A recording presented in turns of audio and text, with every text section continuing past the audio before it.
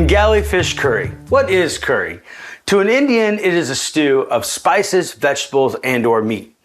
The English version translates to sauce, but I knew when I was a kid and my dad said we were having curry, it meant a spicy, rich stew of chicken, potatoes, and peas. The potatoes were added to make it a little more mom-friendly.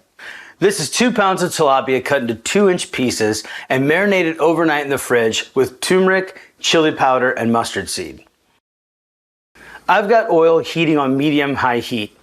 Right before it starts to smoke, it will shimmer, and that's when you know you're ready for the mustard seed. Now, these guys are gonna pop and dance and jump all over, so make sure you have a lid ready to wield like a gladiator. Immediately add the onions and saute for about 2 minutes. I'm going to continually add layers of flavor, cooking each layer for about 3 minutes. Add garlic and cumin and saute, stirring constantly. Add the fish.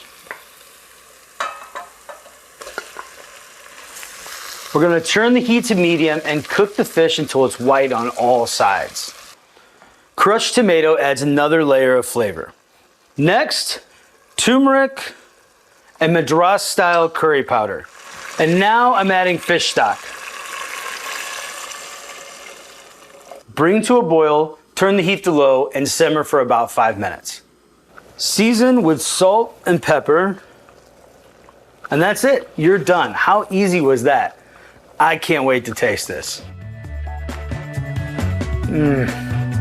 Wow, that's really good. You've got to try this.